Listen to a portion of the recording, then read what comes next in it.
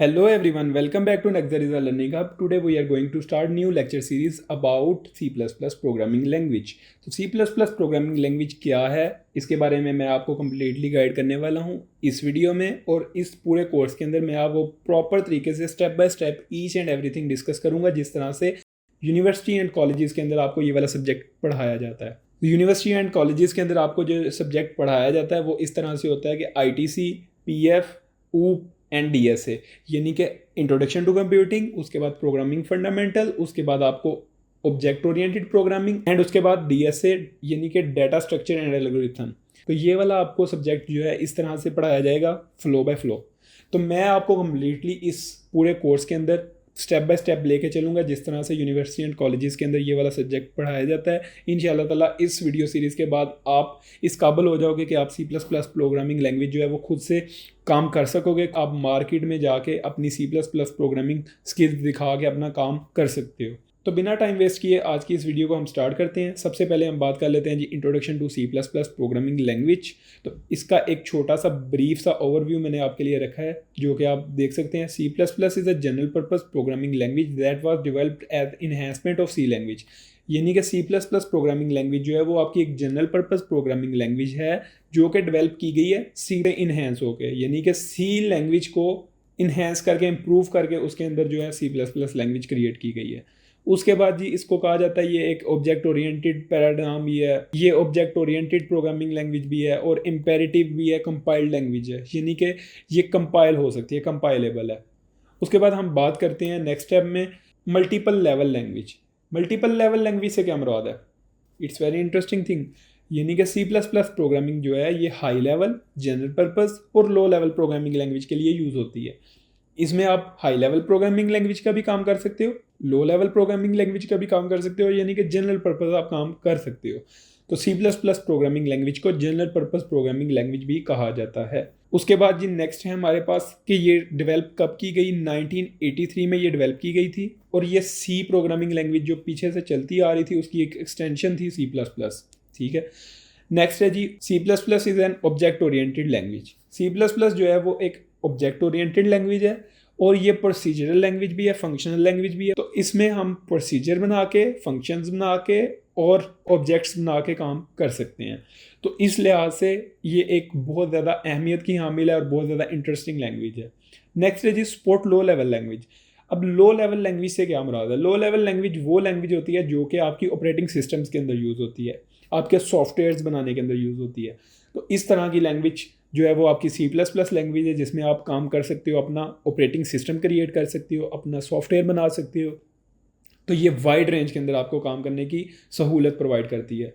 तो one of the key feature of C++ is an its ability to support low level language system level की language में programming कर सकता है, making it suitable for developing operating system. यानी कि ये ऑपरेटिंग सिस्टम डेवलप करने के लिए बहुत ज़्यादा यूज़ होती है। आपकी जो विंडोज़ है माइक्रोसॉफ्ट की तरफ से, वो भी आपकी C++ में डेवलप की गई है। इसकी एक और इंटरेस्टिंग थिंग मैं आपको बताता चलूँ जो इस लेक्चर से हट के है, कि ये जो प्रोग्रामिंग लैंग्वेज है C और C++, ये दुनिया की सबसे फास्टेस्ट तरीन लैंग्वेज हैं और इनका कंपाइल टाइम बहुत ज़्यादा कम है।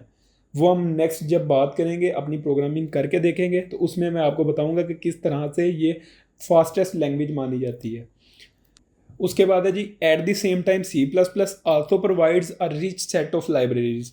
यानी कि C++ प्रोग्रामिंग लैंग्वेज जो है वो आपको बहुत ज़्यादा वाइड रेंज के अंदर लाइब्रेरीज भी प्रोवाइड करती है, जिसमें आप मल्टीपल काम कर सकते हो और फीचर्स भी बहुत ज़्यादा प्रोवाइड करती है फॉर हाई लेवल लैंग्वेज। यानी कि जहाँ पे ये लो लेवल लैंग्वेज का काम कर रही है वहाँ पे भी बहुत ज़्यादा इसका काम है, और जहाँ पे इसका हाई लेवल का काम है वो भी बहुत ज़्यादा है, यानी कि उसमें लाइब्रेरीज बहुत ज़्यादा सपोर्ट करती है। तो इस लिहाज से C++ लैंग्वेज की बहुत ज़्यादा डिमांड है मार्केट के अंदर, making it popular choice for developing desktop applications, video game and other complex applications. जहाँ पे भी आपको बात करनी होगी कहीं कॉम्प्लेक्स टास्क की, कहीं बहुत ज़्यादा हार्ड काम की, या बहुत ज़्यादा एफिशिएंट काम करने की, या बहुत ज़्यादा आपको बड़ा सॉफ्टवेयर बनाने की, तो आप C++ लैंग्वेज को चूज़ करोगे। उसके बाद जी बात कर लेते हैं लार्ज कम्युनिटी। लार्ज कम्युनिटी अब क्या है? C++ has a large community. जैसा कि मैंने आपको बताया कि इसमें वाइड रेंज में काम होता है, मल्टीपल लेवल्स पे काम होता है। तो जब मल्टीपल लेवल्स पे काम होता है तो ऑटोमेटिकली डेवलपर्स को ऐसी ही लैंग्वेज की डिमांड है। फिर इसका सबसे बड़ा जो फ़ायदा है वो ये है कि ये सीखने समझने के लिए बहुत ज़्यादा आसान लैंग्वेज है। इसमें छोटे छोटे स्टेप्स के अंदर आप काम इजीली कर सकते हो। जब भी कहीं पे आप यूनिवर्सिटी कॉलेजेस के अंदर भी इस सब्जेक्ट को पढ़ेंगे, आईटीसी, पीएफ या ऊप या डीएसए कोई इस तरह का सब्जेक्ट आप पढ़ेंगे, तो वो आपको सी प्लस प्लस के अंदर ही पढ़ाएंगे। उसकी एक ख़ास वजह यही है कि ये बहुत ज़्यादा ईजी लैंग्वेज है। अच्छा, अब वो तो चीज़ होगी कि ईजी लैंग्वेज है। इसी तरह से मैंने आपको बताया कि इसकी बहुत ज़्यादा लार्ज कम्युनिटी है। अब लार्ज कम्युनिटी, जैसा कि आपको लगता होगा कि पाइथन जो है वो बहुत ज़्यादा डिमांडेबल है, रिएक्ट बहुत ज़्यादा डिमांडेबल है, नोड जेएस बहुत ज़्यादा डिमांडेबल है, लेकिन उन सब लैंग्वेज से कम्युनिटी अभी भी जो है सी प्लस प्लस की बहुत ज़्यादा है। क्यों ज़्यादा है? क्योंकि इसमें काम आप बहुत ज़्यादा कर सकते हो efficiently, procedure based, object oriented based, और लो लेवल लैंग्वेज का भी काम कर सकते हो, हाई लेवल लैंग्वेज का भी काम कर सकते हो। इसलिए सी प्लस प्लस लैंग्वेज की डिमांड कभी भी मार्केट में कम नहीं हो सकती। ओके, नेक्स्ट है जी हमारे पास ऑब्जेक्ट ओरिएंटेड प्रोग्रामिंग। मैंने आपको पहले भी बताया कि सी प्लस प्लस जो है वो सपोर्ट करती है ऑब्जेक्ट ओरिएंटेड प्रोग्रामिंग को, allowing developers to create classes and objects, यानी कि ये क्लास और ऑब्जेक्ट्स क्रिएट करने के लिए अलाउ करती है यूज़र्स को। अब ये क्लास एंड ऑब्जेक्ट्स की आपको समझ नहीं आएगी अभी के लिए, क्योंकि आपने अभी तक तो किसी प्रोग्रामिंग लैंग्वेज में काम नहीं किया। जिस बंदे ने ऑलरेडी काम किया होगा उसे तो पता होगा, लेकिन जिसे नहीं किया उसे बिल्कुल भी आइडिया नहीं होगा कि क्लासेस एंड ऑब्जेक्ट्स क्या है। तो ये जब हम नेक्स्ट करते रहेंगे अपनी प्रोग्रामिंग को, तो आहिस्ता आहिस्ता ये वाली चीज़ें आपको समझ आती रहेंगी। नेक्स्ट बात कर लेते हैं जी, हमारे पास हैं टेम्पलेट्स। टेम्पलेट्स जो हैं वो सी प्लस प्लस अलाउ करती है डेवलपर्स को राइट अ जेनेरिक कोड, यानी कि सी प्लस प्लस प्रोग्रामिंग आपको टेम्पलेट्स अलाउ करती है टू क्रिएट जेनेरिक कोड। अब जेनेरिक कोड किस तरह से क्रिएट किया जाता है, यानी कि ये आपको multiple data time eight the same time use करने के लिए अलाउ करता है टेम्पलेट्स। टेम्पलेट में क्या होता है कि आप integer type data, floating type data या मल्टीपल कोई भी और टाइप का डाटा जो है वो आप रैंडमली, स्ट्रिंग टाइप का डाटा वो आप यूज़ कर सकते हो एज अ टेम्पलेट, और वो आपको अलाउ करती है C plus plus only. Next हम बात कर लेते हैं जी स्टैंडर्ड टेम्पलेट लाइब्रेरी। अब सी प्लस प्लस जो है वो स्टैंडर्ड टेम्पलेट लाइब्रेरी, जैसा मैंने पहले भी बताया कि टेम्पलेट्स अलाउ करती है, तो इसी तरह से एक स्टैंडर्ड टेम्पलेट लाइब्रेरी भी अवेलेबल होती है, जिसके अंदर आपके वाइड रेंज के कंटेनर एंड एल्गोरिथम अवेलेबल होते हैं to working with data, making it easier to write efficient and effective code. Next है जी हमारे पास exception handling. Exception handling it's also very interesting thing. ये एक इसलिए इंटरेस्टिंग भी है कि बहुत ज़्यादा लैंग्वेज जो है ना वो एक्सेप्शन हैंडलिंग को अलाउ नहीं करती।